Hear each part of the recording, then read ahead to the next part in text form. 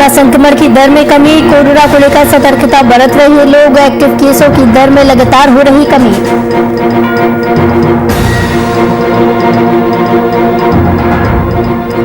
झारखंड में कोरोना संक्रमण की दर में कमी। 4,991 नए केस आए सामने। रांची में मिले 605 और नए पॉजिटिव केस।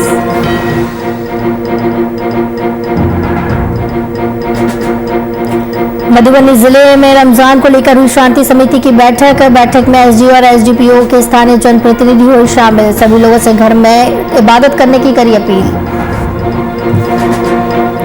दानापुर में विवाहिता की संदिग्ध परिस्थितियों में मौत। परिजनों से ससुराल पक्ष पर लगाया आरोप। कहा दहेज के लिए की बेटी की हत्या।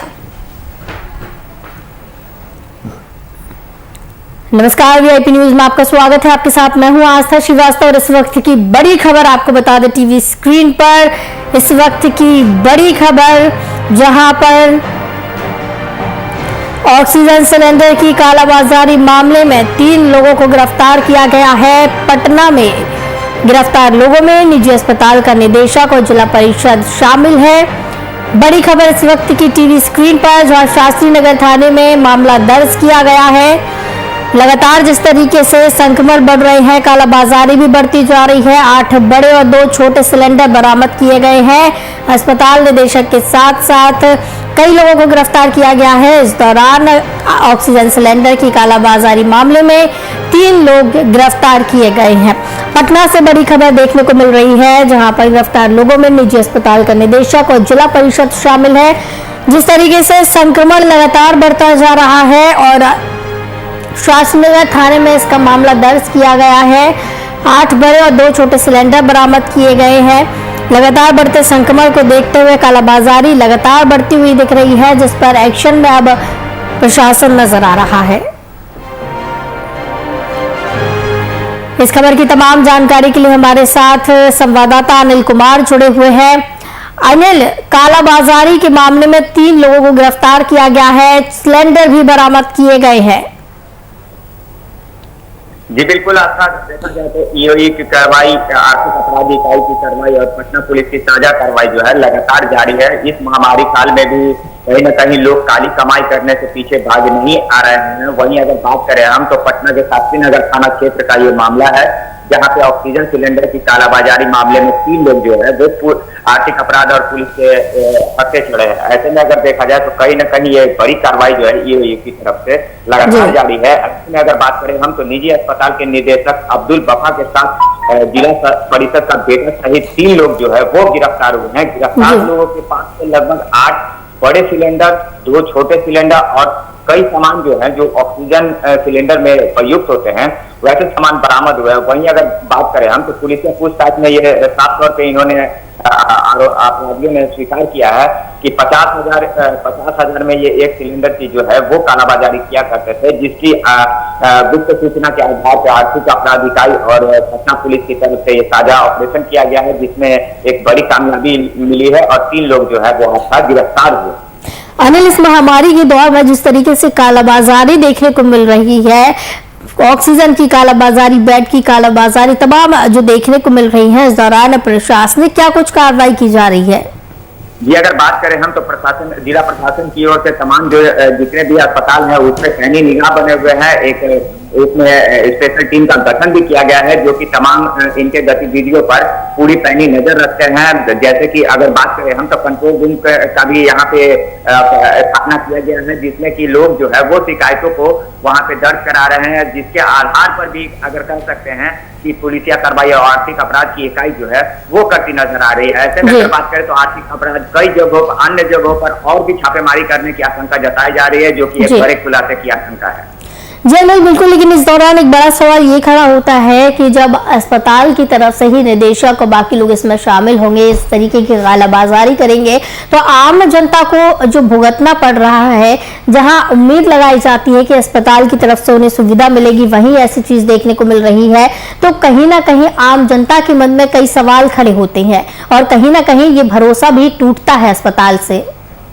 जी बिल्कुल, आस्था अगर देखा जाए तो कहीं ना कहीं अस्पतालों में बेडों की कमी और ऑक्सीजन मुहैया नहीं होने की वजह से जो मरीज थे या उनके परिजन थे वो उन्होंने फैसला लेते हुए निजी अस्पतालों का रुख किया था, लेकिन निजी अस्पताल इस महामारी में भी कालाबाजारी का जो है गोरख धंधा जो है लगातार अपना रहे थे, जिसकी कवायद जो है लगातार प्रशासन द्वारा, जिला प्रशासन द्वारा किया जा रहा था। इसी के कार्रवाई का एक अब देखें हम तो एक नतीजा है, जिसमें कि अगर बात करें बीते दिनों की, तो लगातार जो छापेमारियां हो रही है और लगातार जो सूचना संकलन के बाद जो छापेमारी होती है, उसमें कहीं ना कहीं अंकुश लगने की आशंका जो है वो जताई जा सकती है। ये एक बड़ी कार्रवाई है, इसके बाद भी कार्रवाइयां चलती रहेगी। आर्थिक अपराध इकाई जो है और जिला प्रशासन पटना पुलिस की टीम जो है लगातार इस पर पैनी निगाह बनाएगी। जी अनिल, इस पूरे मामले में निदेशक के अलावा और कौन कौन शामिल बताया जा रहा है? क्या आपको लगता है कि इसकी जड़ जो है और भी ज्यादा लंबी फैली हुई है? जी बिल्कुल आस्था, अगर बात करें हम इस ऑपरेशन की, तो जिसमें ये आर्थिक अपराध इकाई की ये जो छापेमारी हुई है, इसमें एक बात करें हम तो निजी अस्पताल के निदेशक अब्दुल वफा सहित एक जिला परिषद का बेटा भी है जो कि शामिल था। अन्य एक की जो है वो इसमें संलिप्तता बताई गई है, उसकी गिरफ्तारी हुई है। हालांकि पुलिस अब पूछताछ कर रही है, इनके तार कहाँ से जुड़े हुए हैं ये भी खंगाला जा रहा है और बहुत जल्द एक बड़े नेक्सस का भी खुलासा हो सकता है। जी, और जिस तरीके से प्रशासन के द्वारा कार्रवाई की जा रही है, लगातार कालाबाजारी पर शिकंजा कसने की कोशिश की जा रही है, उसको रोकने की कोशिश की जा रही है, तो कहीं ना कहीं अहम भूमिका भी इस दौरान निभाई जा रही है। अनिल, इस पर अगर और बात की जाए तो इस पर किसने मामला दर्ज कराया थाने में जाकर, किसने इसका खुलासा किया, किसने पहल की पहले? जी, मैं अगर आज हम बात करें तो वैसे लोग जो होते हैं जो कि सूचना देते हैं, उनका नाम तो यहाँ सामने नहीं किया जाता, लेकिन आर्थिक अपराध इकाई द्वारा ये पूरा मामला जो है शास्त्री नगर थाने में दर्ज किया गया है। वहीं उन पे कार्रवाइयां जो है वो विभिन्न आपदा एक्ट के तहत भी की जा रही है। वहीं अगर हम आर्थिक अपराध इकाई की बात करें तो लगातार उनकी जो कवायद है वो जारी है और जितनी भी जगह भी छापेमारियां होती है वहां आर्थिक अपराध इकाई जो है वो साझा पटना पुलिस की टीम के साथ ही ऑपरेशन करती है, तब जाकर ये कार्रवाइयां जो है वो पूरी हो पाती है। बहुत बहुत धन्यवाद अनिल कुमार, संवाददाता हमारे साथ जुड़े थे इस खबर की तमाम जानकारी के लिए। तो कालाबाजारी मामले में 3 लोगों को गिरफ्तार किया गया है। ऑक्सीजन सिलेंडर की कालाबाजारी करते थे।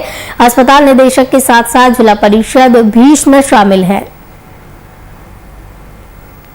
बिहार की राजधानी पटना में ग्रामीण इलाकों में कोरोना के एक्टिव केसों की संख्या धीरे धीरे कम होने लगी है। अधिकतर प्रखंडों में कोरोना के नए मामले पिछले 4 दिनों से कम मिल रहे हैं। आपको बता दें कि अप्रैल में जब ग्रामीण इलाकों में कोरोना के मरीज बढ़ने लगी तो ग्रामीणों ने सतर्कता बरतना शुरू कर दिया और इसका असर ये हुआ कि कोरोना के एक्टिव केसों में कमी आनी शुरू हो गई। खासकर पटना सदर के शहरी और ग्रामीण इलाकों में कोरोना के एक्टिव केस में लगातार कमी देखने को मिल रही है। जिले में 10 मई को कुल एक्टिव केसों की संख्या 16,505 थी, जो घटकर 13 मई को 14,310 हो गई। तो बता दें कि लगातार कोरोना संक्रमण की दर में कमी देखने को मिल रही है और लॉकडाउन जिस तरीके से बिहार में लगाया हुआ है, लॉकडाउन को बढ़ाया गया है, तो जिस तरीके से लॉकडाउन भी अपना असर दिखा रहा है, संक्रमण लगातार कम होता हुआ नजर आ रहा है। जो नए मामले कोरोना के सामने आ रहे थे, तेजी से बढ़ते हुए मामले देखने को मिल रहे थे, तो कहीं ना कहीं अब उन मामलों में कमी देखने को मिल रही है। एक्टिव केसों की दर में लगातार कमी देखने को मिल रही है, चाहे वो शहरी क्षेत्र में हो चाहे वो ग्रामीण क्षेत्र में हो। तो जिस तरीके से संक्रमण की दर में पहले बढ़ोतरी देखने को मिल रही थी, अब कहीं ना कहीं थमे हुए आंकड़े नजर आ रहे हैं, आंकड़े कम होते हुए नजर आ रहे हैं।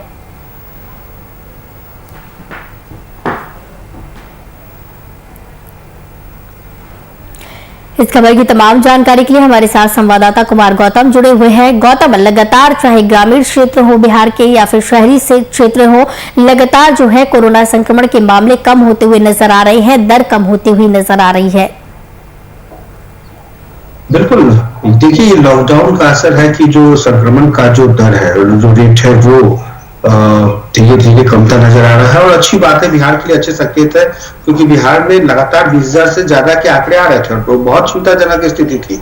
उसमें भी जो गंभीर मरीज थे उनको इलाज के लिए अस्पताल और बेड में नहीं मिल पा रहे थे। न सिर्फ सरकारी बल्कि गैर सरकारी जितने अस्पताल है वहां की तमाम बेडें फुल थी। तो ऐसे में सरकार के पास सिर्फ और सिर्फ एक विकल्प था लॉकडाउन के रूप में और सरकार ने ये फैसला लिया।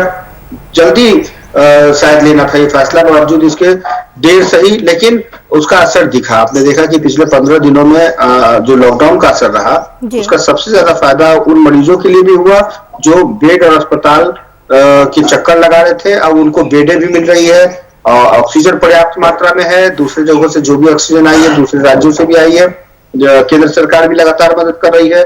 सरकार ने लगातार कैबिनेट की बैठक में भी ये बातें सामने आई कि किसी भी तरीके से वैक्सीनेशन का काम, कोरोना के मरीजों का इलाज, ये नियत समय पर, तय समय पर हो, और इसके लिए कहीं से भी ना तो रुपयों की कोई कमी है और ना ही संसाधन की कमी है। बस आत्मविश्वास चाहिए था और सरकार ने लॉकडाउन में वो आत्मविश्वास पा लिया है। जी बिल्कुल, देर जरूर हुई है। सरकार के द्वारा फैसले लेने में, आनन फानन में फैसले लिए गए हैं, संसाधनों को बढ़ाने की कोशिश कर रही है, लेकिन कहीं ना कहीं इसका असर भी जल्द ही दिखना शुरू हुआ। बिल्कुल, इसका असर आप देखिए कि शुरू के दिनों में नहीं लग रहा था कि, लेकिन जैसे जैसे ये दायरा बढ़ता गया तो सड़कों से, बाजार से, मार्केट से, जहां कहीं भी भीड़ थी, ये दायरा बढ़ता चला जा रहा था। और आपको याद होगा कि मैंने एक बार कहा था कि पहले ये स्क्वायर में बढ़ रहा था, मतलब 2 दूना 4, 4 चौके 16, इस तरीके से बढ़ रहा था, लेकिन अब ये गुणात्मक परिवर्तन होने लगे भी उसके बाद, यानी 2 पे पावर 3, यानी कि 2 to the 4, 4 to the 8। तो इस रेशियो में जब बढ़ने लगा तो स्थिति बहुत असामान्य हो गई। बिहार की स्थिति इतनी बेबस और लाचार हो गई थी कि सरकार को कि ये समझ में नहीं आ रहा था कि आखिर इतने मरीजों के लिए वो व्यवस्था कैसे कर पाएगी। संसाधन नहीं है, पिछले 1 साल से सरकार ने फील्डिंग नहीं की है, सरकार की नाकामियां उजागर हो रही थी, विपक्ष लगातार हमला कर रहा था और सरकार के पांव ऑक्सीजन मरीज से ज्यादा, ऑक्सीजन की कमी से जो मरीज के दम फूल रहे थे उससे ज्यादा सरकार का दम फूलने लगा था कि ऐसी विकट परिस्थिति में सरकार क्या निर्णय लेगी। वो तो शुक्र है कि कम से कम पहले नाइट कर्फ्यू का ऐलान किया और उतनी ही तेजी से सर्वदलीय बैठक बुलाकर, हाई लेवल बैठक और मीटिंग बुलाकर के मुख्यमंत्री नीतीश कुमार ने 15 दिनों के लिए लॉकडाउन लगाया। तो उस लॉकडाउन का असर है कि आज तमाम खबरों में देखिए आप, जो सरकार ने, स्वास्थ्य विभाग ने जो आंकड़े जारी किए हैं वो 10,000 से कम है। ये एक बड़ी अच्छी खबर है कि 10,000 से कम है कि धीरे धीरे ये जो 25 मई तक लॉकडाउन बढ़ाए गए हैं उसमें ये दायरा 5,000 से भी कम हो जाएगा और उसके बाद तब ये ग्राफ गौतम, बीते 24 घंटे की अगर बात करें आंकड़ों के हिसाब से संक्रमण दर जिस तरीके से कम हुई है, क्या स्थिति बिहार की है? बिहार की स्थिति पिछले 2 दिनों में बहुत बेहतर हुई है। कहीं से भी बिहार के तमाम जो जिले हैं वहां से खबरें अच्छी आ रही है। कोई भी ऐसा मरीज नहीं है जो ऑक्सीजन के अभाव में दम तोड़ने से मरा। दूसरी बात कि सरकार ने एक बड़ी अच्छी पहल की कालाबाजारी को लेकर के, वरना ये स्थितियां इतनी तेजी से विकराल रूप ले लेती कि अस्पताल को भी वो सही ढंग से ऑक्सीजन मुहैया नहीं करा सकती थी। तो लगातार बढ़ती खबरों, बढ़ते मरीजों के आंकड़ों को देखते हुए सरकार ने जहां कहीं भी ऑक्सीजन को लेकर के कालाबाजारी हो रही थी, जहां भी जो मेडिकल की दुकानें हैं वहां पर बिना प्रेस्क्रिप्शन के, बिना आधार कार्ड के दवाइयां अब नहीं दी जा रही हैं। तो ये अच्छी बात है कि चूंकि उस वक्त आनन फानन में ऐसी हाहाकार की स्थिति थी कि हर कोई को ये लगने लगा कि उसके अंदर कोरोना है और उस कोरोना के भय से लोगों ने दवाइयां कालाबाजारी के रूप में भी खरीदी। अगर जरूरत नहीं है तो भी लोगों ने उसको खरीद करके अपने पास स्टॉक रख लिया। बिल्कुल गौतम, जिस तरीके से कालाबाजारी की आप बात कर रहे हैं, पटना में ही कई ऐसे मामले देखने को मिले हैं जहां पर बड़ी संख्या में सिलेंडर बरामद किए गए हैं, दवाइयां बरामद की गई हैं। तो ये जो कालाबाजारी का ये पूरा खेल चल रहा है, इसकी जड़ें नीचे तक गई हैं, बहुत लंबी इसकी जड़ें गई हैं। तो सरकार लगातार इस पर शिकंजा कसने की कोशिश कर रही है। क्या कुछ प्रयास सरकार की तरफ से किए जा रहे हैं? देखिए, सरकार की तरफ से जो नोडल पदाधिकारी हैं, इसके अलावा जो धावा टीम का जो दल बैठाया गया है, इसके अलावा तमाम जिले के डीएम को, एसपी को ये सौंपा गया है कि वो किसी भी परिस्थिति में जिले के अंदर कालाबाजारी होने नहीं देंगे। तो सरकार के पास, जिला प्रशासन के पास आंकड़े हैं, मेडिकल के जो आंकड़े हैं उसके मुताबिक बीच बीच में जो छापेमारी की गई दवा की दुकानों में, खुद डीएम और एसडीओ जो है वो गए, उन्होंने पूछा कि मुझे ये दवाई दे दीजिए, इसकी कितनी कीमत है।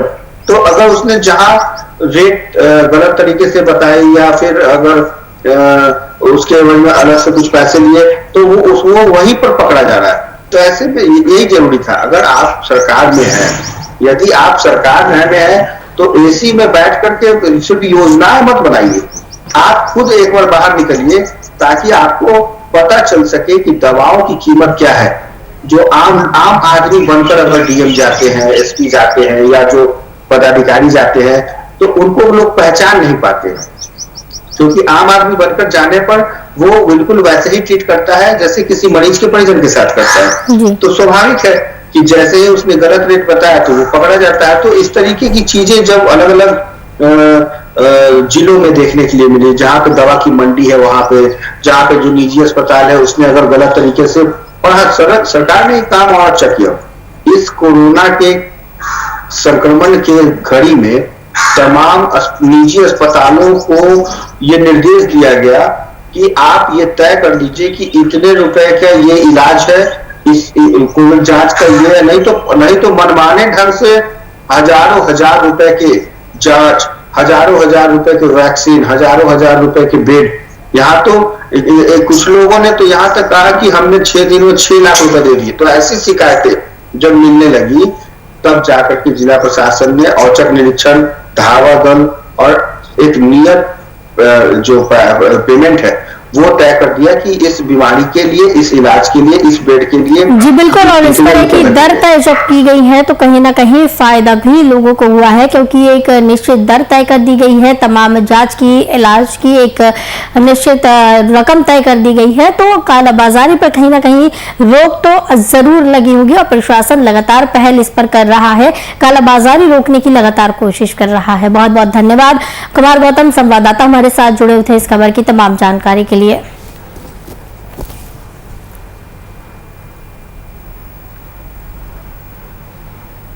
झारखंड में कोरोना संक्रमण की दर में कमी देखी जा रही है। पूरे झारखंड में कोरोना के 4,991 नए पॉजिटिव केस सामने आए।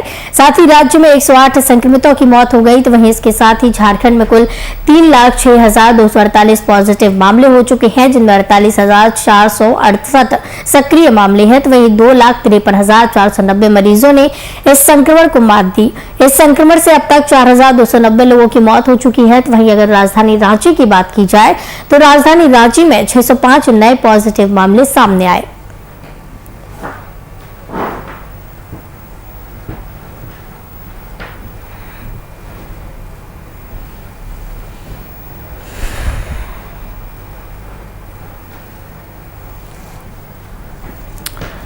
तो बिल्कुल जिस तरीके से झारखंड में कोरोना संक्रमण की दर में कमी देखने को मिल रही है, संक्रमण के जो नए मामले हैं वो कम होते हुए नजर आ रहे हैं, तो कहीं ना कहीं मौतों की संख्या भी कम होती हुई नजर आ रही है। और जिस तरीके से स्वास्थ्य सुरक्षा सप्ताह चलाया जा रहा है उसका असर भी देखने को मिल रहा है। 4,991 नए केस इस दौरान सामने आए हैं। रांची में 605 नए पॉजिटिव केस मिले हैं।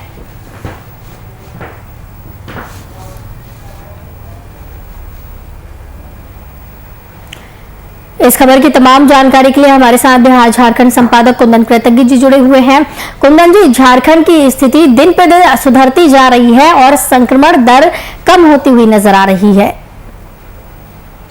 देखिए आस्था, अगर आंकड़ों के लिहाज से बात करें तो यह जो सप्ताह है, आज शुक्रवार का दिन है और सबसे अहम बात की आज ईद का त्योहार है। तो इस ईद के त्योहार वाले हफ्ते में अगर हम बात करें तो सबसे अहम बात यह निकल कर आई है कि आंकड़ों के लिहाज से झारखंड से अच्छी खबरें आनी शुरू हो गई हैं। और अगर खबरों के लिहाज से, आंकड़ों के लिहाज से हम बात करें तो राजधानी रांची, जहां 605 संक्रमित मरीज मिले हैं, वहां पर महज 40 मरीजों की मृत्यु कोरोना संक्रमण की वजह से हुई है, जहां पूरे राज्य में 108 मरीजों की मृत्यु कोरोना संक्रमण की वजह से हुई थी। जो आंकड़े काफी आगे बढ़ चुके थे, उन आंकड़ों में अब धीरे धीरे रिसेशन, वो आंकड़े पीछे की तरफ आ रहे हैं। अगर इस पूरे हफ्ते की बात कर ले तो कल जो आंकड़े निकल कर आए हैं, 4,991 मरीज कोरोना संक्रमित हुए हैं। वहीं आस्था, एक महत्वपूर्ण जानकारी यह भी है कि 6,882 मरीज स्वस्थ होकर अपने घरों को लौटे भी हैं। तो आप कह सकते हैं कि ये पूरा जो आंकड़ों का गणित है वह झारखंड से खुशहाली की तस्वीरें लेकर आ रहा है। आपको बता दें कि अब तक 76,185 लोगों के सैंपल इकट्ठा किए गए थे कोरोना जांच के लिए, जिसमें 75,84,831 सैंपलों की जांच की जा चुकी है। 15,354 सैंपलों की जांच नहीं हो सकी है, यह बैकलॉग में है। 72,78,583 सैंपल्स की जांच नेगेटिव आई है। 3,06,248 सैंपल्स की जांच पॉजिटिव आई है और अभी तक 2,53,490 मरीज स्वस्थ होकर अपने घरों को लौट चुके हैं और राज्य में मौजूदा समय में 48,468 मरीज अभी एक्टिव है, संक्रमित स्थिति में है, अस्पतालों में, घरों में अपना इलाज करा रहे हैं। तो कह सकते हैं कि आंकड़े झारखंड की खुशहाली की तस्वीर पेश करना शुरू कर चुके हैं और यह कहीं न कहीं राज्य में जो अभी 3 सप्ताह का स्वास्थ्य सुरक्षा सप्ताह बीता है, हम आज और कल, और जो बीता कल था, आज और आने वाले कल 3 दिनों के लिए थोड़ी आंशिक ढील दी गई है ईद के त्योहार को लेकर और 16 तारीख से नई पाबंदियों के साथ फिर से राज्य में लॉकडाउन सख्ती के साथ लागू कर दिया जाएगा। आज ईद का त्योहार है तो माना यह जा सकता है कि आज थोड़ी बहुत ढील दी जा सकती है। 3 बजे तक ही लोगों को मूवमेंट की आजादी है।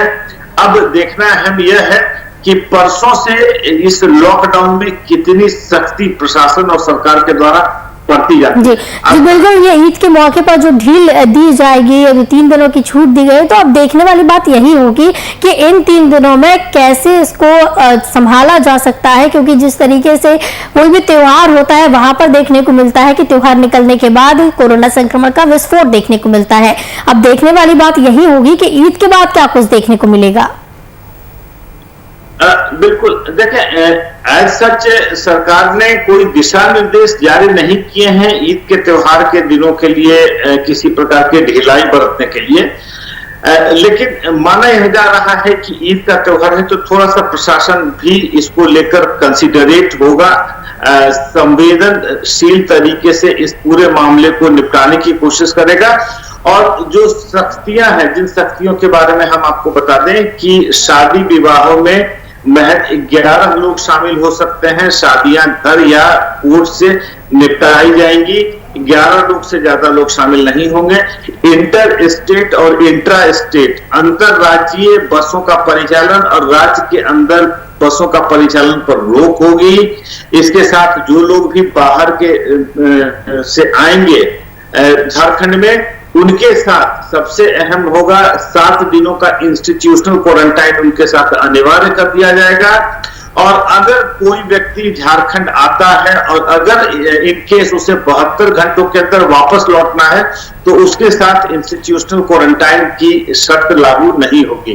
तो परसों सुबह 6 बजे से सख्तियां थोड़ी बढ़ा दी जाएंगी। यह लॉकडाउन आगे बढ़ेगा 27 मई तक।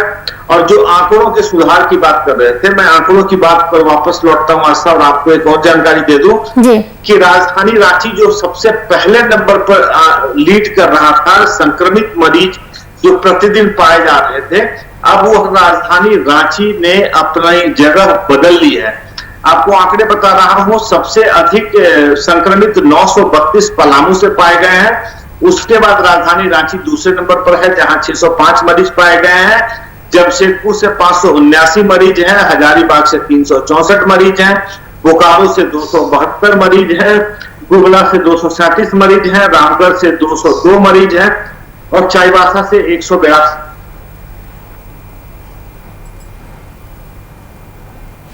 जी तो बिल्कुल, जिस तरीके से दिन प्रतिदिन झारखंड की स्थिति सुधरती हुई नजर आ रही है, कोरोना संक्रमण में कमी देखने को मिल रही है, लोग यहां जागरूक हुए नजर आ रहे हैं। बहुत बहुत धन्यवाद। हमारे साथ बिहार झारखंड संपादक कुंदन कृतज्ञ जी जुड़े हुए थे इस तमाम जानकारी के लिए। तो झारखंड में लगातार स्थिति सुधरती हुई नजर आ रही है और जिस तरीके से संक्रमण के आंकड़े बढ़ते हुए दिख रहे थे, कहीं ना कहीं ये स्वास्थ्य सुरक्षा सप्ताह लागू किए जाने से, सख्त पाबंदियां लगाने से, सख्ती से इसका पालन कराने से इसमें कमी कमी देखने को मिल रही है। राज्य में 605 नए पॉजिटिव केस सामने आए हैं। जहां राज्य में 1000 से पार केस देखने को मिलते थे, वहीं पर अब राज्य में इतने कम केसों की संख्या 605 संख्या देखने को मिली है। तो जिस तरीके से संक्रमण यहाँ पर बढ़ता हुआ दिख रहा था, प्रशासन ने इस पर काबू करना शुरू कर दिया है और संक्रमण में कमी देखने को मिल रही है।